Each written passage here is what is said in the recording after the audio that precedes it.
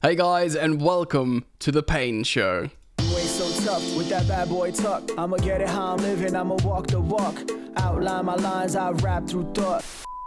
What's happening, people? Welcome back to Football Therapy with me, your host, Jan. Do hope you're doing well, though. Odds are, if you're a Chelsea fan, you're probably living in some peculiar existential nightmare.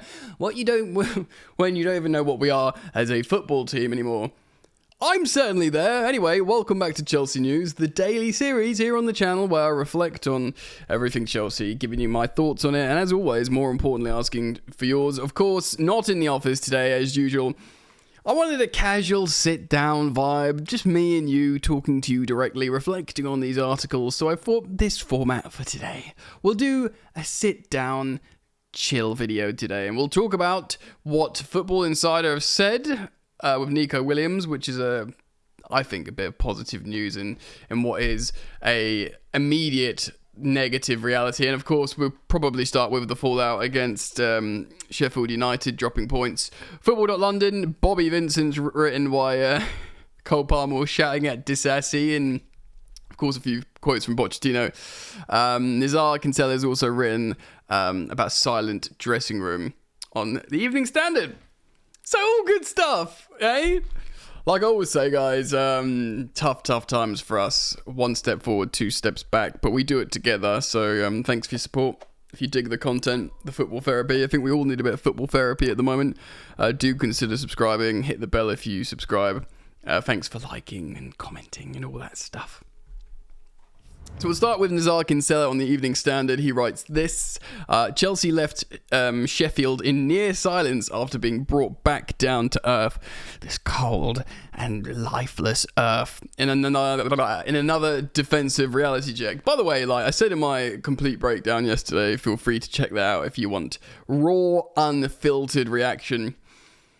This is a terrible result. Sheffield United lost the last 3 games at home by an aggregate scoreline of 16-0. 1-6-0. 1-6-0, as in they scored no goals and conceded 16. And that's until Chelsea moonwalked into their life. So it's awful, it really is. After the high of Thursday's dramatic 4-3 win over Manchester United, the Blues twice threw away a lead against the bottom of the table team in the Premier League. Pochettino hit out at his players after their European hopes suffered a blow. We'll talk about that as well. He accused them of being too immature, which I guess is true, but there's no way. Even if he's right, and even if the job itself is really hard, there's just no way Pochettino gets a free ride out of this. And he rightly isn't. I mean, I'll get into it more as the video develops, flourishes, and evolves. It was a damning assessment for everyone at Chelsea. That's right. Of course, Pochettino's side were on course for victory. Substitute Badiashile failed to win a header. The substitutes at United were good. The substitutes here were bad. Although, like I said in my complete breakdown, I do understand why Palmer came off. Everyone was bad. Axel Disassi was not at fault also for the equaliser, but he also had a poor game. Recall Thiago Silva had given away an earlier error. At least Thiago Silva got the goal. I kind of understand Silva maybe not performing immaculately because he's old and coming into the side after being out for ages and surrounded by dysfunction, so keeping clean sheets is solely not down to the defence, but of course goalkeeper Georgi Petrovic was at fault for Jayden Bogle's half-time goal. Questions remain about Cole Palmer and Noni Madueke's ability to press, while Nicholas Jackson was generally poor. Yeah, I do kind of have sympathy for Jackson. And look, we know what Cole Palmer and Noni Madueke are. I mean, Palmer's unique. He's kind of the guy you build the side around and let him do what he wants. Noni's not obviously that good, and he will get better at certain things, but they're good, talented wingers, and they can be developed well, That's not the issue. I do feel like Jackson's being played out of position. He's a recently converted striker, but I feel like he's a good, useful player that you're happy to have in the squad that's just been asked to do too much. Nizar does write out he thinks the midfield were awful, so do I. He says, but I didn't think Fernandes was necessarily bad in that game with the eye test, but he says Fernandes lost possession 23 times more than any other player. Usually it's like Eden Hazard used to lose possession loads because it's players that try and make things happen. So it's not always the most damning stat, but even that season where Bruno Fernandes was amazing for Man United, look at the amount of times he gave the ball away every game. I know it's different for a central midfielder, so Nizar's probably right to highlight this. He also won just one of his 10 duels, which is wild for Enzo. 10% win rate of his duels. And completed just 80% of his passes. Now, that sounds good, but that's awful. When you're playing Sheffield United and you're Enzo Fernandez and Chelsea, you should have definitely over 90%, probably over 92%. 80% is bad. Pochettino has tried both a back three and a back four and has not found the answer. Chelsea have conceded 2 or more goals in their past, wait for it, 7 matches. I thought it was like 3 or 4. 7 matches.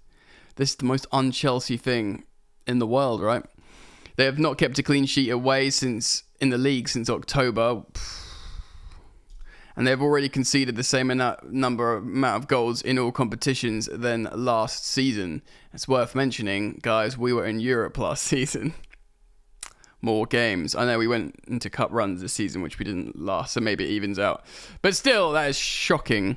And also, it's the same amount of goals as last season. That's with like the Lampard team that gave up as well. It was like shipping goals and just being terrible. Potter conceded about a goal a game, but nothing else happened. Boring AF. Pochettino believes the squad should have mentality when facing lesser opposition. Of course, Madueke, this is a bit of a headline. When interviewed afterwards, he said there was just silent in the changing room. It's depressing that we lost the lead. Sometimes we drop points when it's in the palm of our hands. When you say sometimes, I'd say rather often, Nonny. I get it though. We have games like United where we think, cool, we can build on this momentum.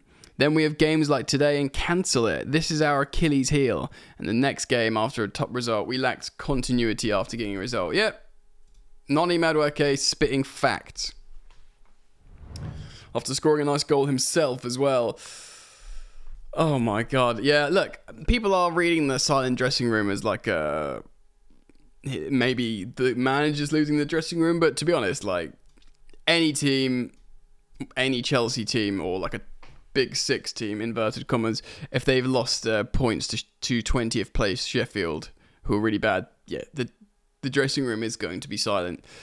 Very interesting. So what we're going to talk about next is Bobby Vincent's article on Cole Palmer shouting at Disasi. Why he lost it, and we'll also then talk about Nico Williams, of course, which is pretty exciting, heavily linked to Chelsea. Apparently we're making big steps to sign the young man. So Bobby Vincent writes this on football.london. Chaos ball by Chelsea, a brand new way to play football. Is it sustainable? Absolutely not. Is it entertaining? Absolutely not for Chelsea supporters. Do Chelsea supporters want to see it? Not against Sheffield United. Amen. Mic drop. That is literally it in a nutshell. So after the drama, of course, that unfolded at Stamford Bridge less than 72 hours before, of course, the Man United game, Pochettino knew that the result would only matter if we follow up with 3 points at Bramall Lane. And for about half an hour, that looked like it was going to be the case. Of course, it's the Ollie McBurney goal in the 93rd minute that saw us drop points. Pochettino said this: maybe this group is still not mature enough to compete a game every 3 days. Maybe these types of games are tougher because in preparation, maybe because, like you say, Sheffield are in the relegation zone, maybe not paying them enough respect. We need to think a little bit. I'm not saying we're not being respectful, but we need to think a little bit more. As a coach, I need to think. If I'm a player, I need to think. Well, if you're a coach, bro, you need to think a lot of things. You need to think about your next job. Or at least think about how to coach players off the ball, because my word, my giddy aunt, my whatever you want to say, that it's just so dismal. The 20-man matchday squad had an average age of less than 24 years old. So some of those things Pochettino refers to the club might need is experience. Finding the balance, quote, is often referred to by the Argentine when it comes to the ages with the squad. But there's not my balance at all. Balance is not the word that I associate and affiliate with Chelsea at the moment, you know? And with the most experienced in Thiago Silva, who opens the scoring, of course, for Chelsea, looking destined to leave at the end of the season, shouldn't be seen as like a bad thing, because a man in his 40s is not the solution for us. Let's be real, The scales will tip further on the composition of the squad. Chelsea will assess the situation with their squad ahead of what is expected to be a busy summer transfer window at Stamford Bridge. Probably a lot of players going out as well. Pochettino said as much. He said, quote, always at the end, when the end of the season arrives, we need to analyse the squad and what we are missing and try to add people with the capacity to provide what we are seeing today. To provide not what we are seeing today. We don't want to sign more people with the capacity to provide what we've seen today. I never want to see that again. But we will. Dirty. To improve in the next seasons. Yeah, look, he's saying, turning to the transfer window, essentially, isn't he? It remains to be seen whether Pochettino will be the head coach of Chelsea, though, with Football.London understanding the boss will be reviewed in the summer, his position, right? That has always been the plan since he was appointed less than 12 months ago. I wonder, I've said this before, guys, but I'll speculate aloud here again. I wonder if in his contract, because he signed a 2-year deal, right? Probably a Chelsea with an option to extend it to 3.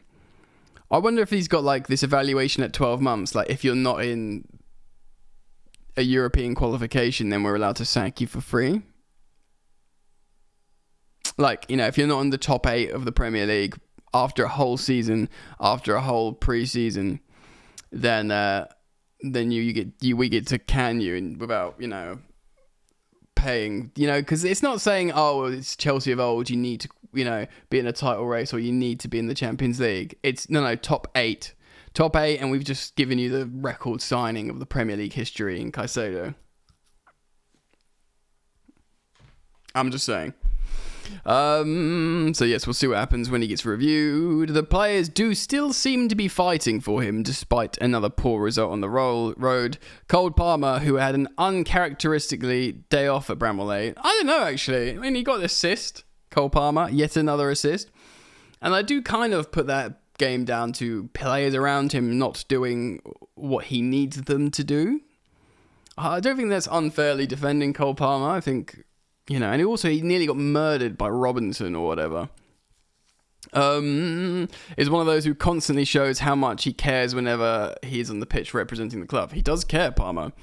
Palmer was centrally in the draw with the Blades, something that perhaps does not suit his ridiculous skill set as much as when he's drifting onto his left foot on the right flank. He was withdrawn after 74 minutes.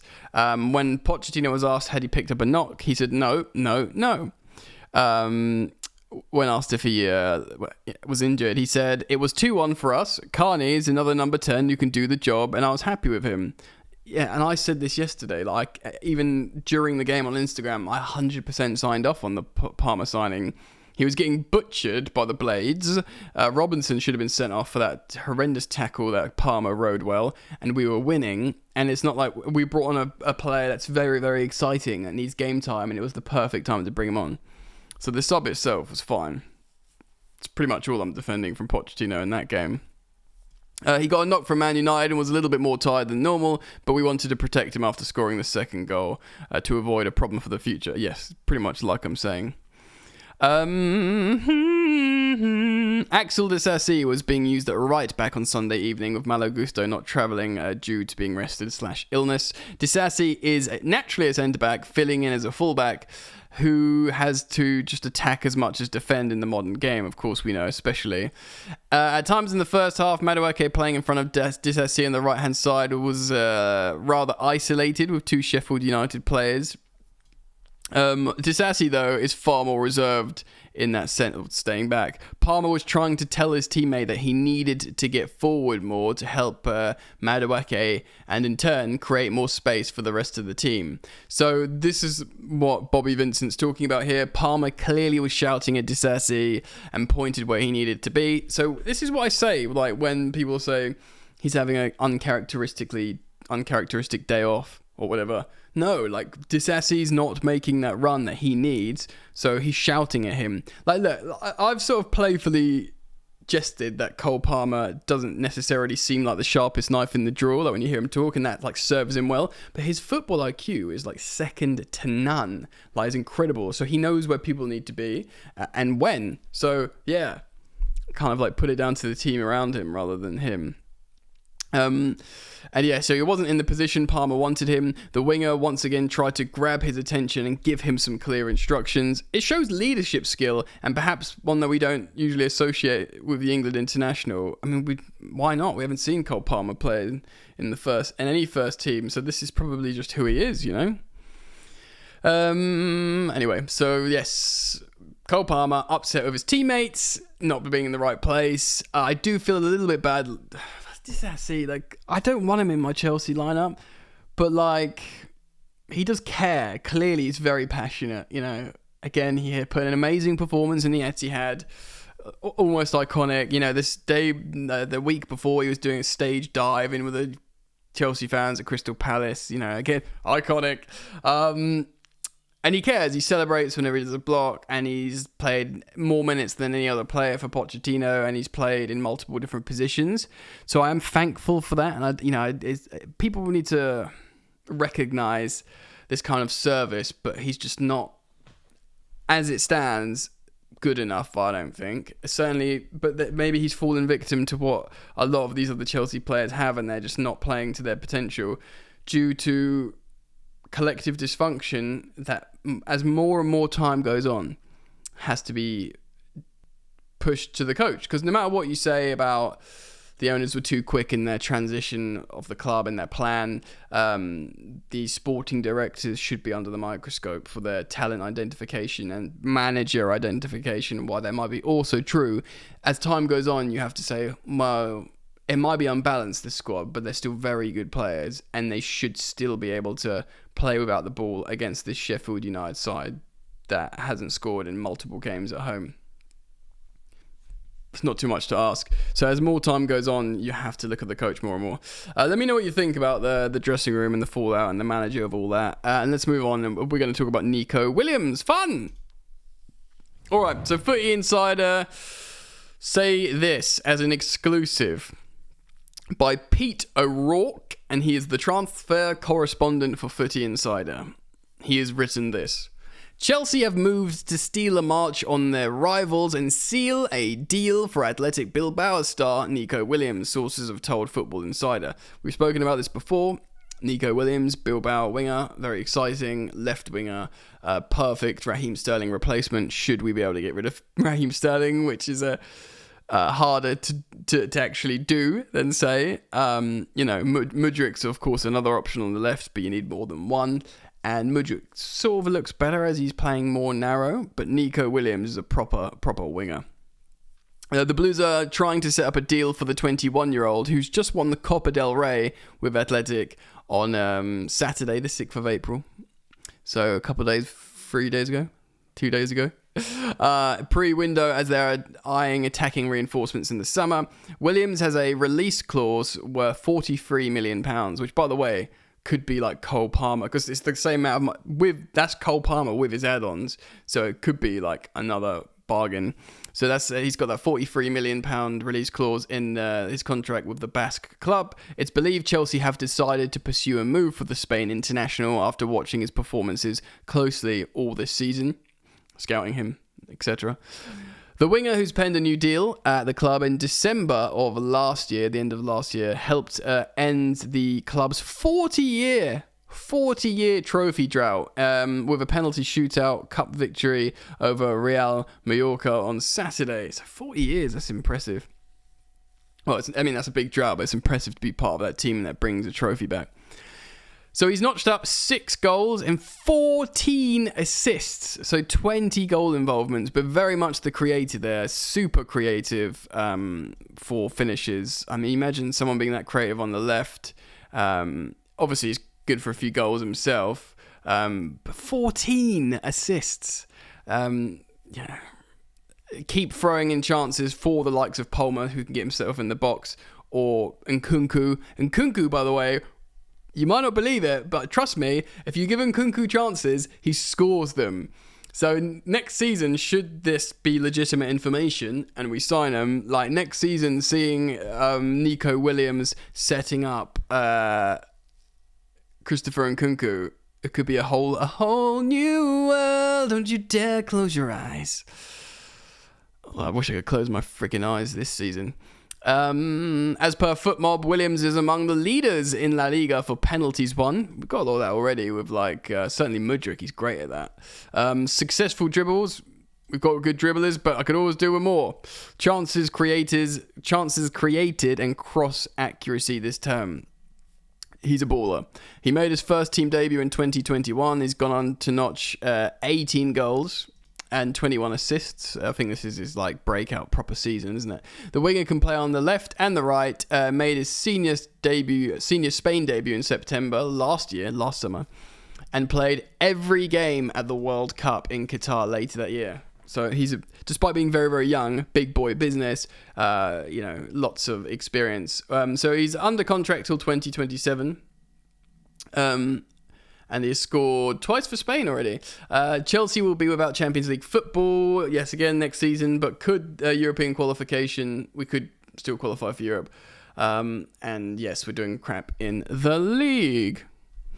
I really like Nico Williams. I'll be very excited to sign him. He's obviously a left-sided player. We've got infinite amount of right-sided players. We have Cole Palmer, your starter. Noni Madueke, your deputy. Of course, a lot of people are still excited about Angelo Gabriel on loan to Strasbourg, currently injured. Another right-sided winger. There's some other kids as well, but I don't think they'll be close to the first team. Either way, we're sorted out on the right-hand flank, regardless. Up top, we'll sign a striker. Nico will become second choice. Also, Nico can play with other strikers on the pitch, so he'll get game time. Nkunku, number 10, forward, maybe on the left in a pinch.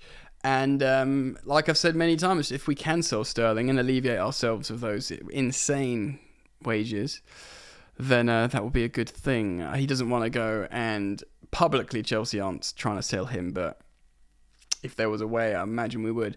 I think Nico Williams would be excellent. Very, very exciting. And yeah, man, so that's what I think. What do you think? I'll put it out to you guys. Let me know your thoughts in the comment section. I love reading your discussions down there. Lots to talk about, obviously, of Chelsea at the moment. I thank you for supporting the content as always. Just like, comment, share. No, does anyone share videos? I think you should. And subscribe. All right, friends. Hope to see you back here soon. Take care of yourselves. Don't worry too much. We'll be all right. Peace.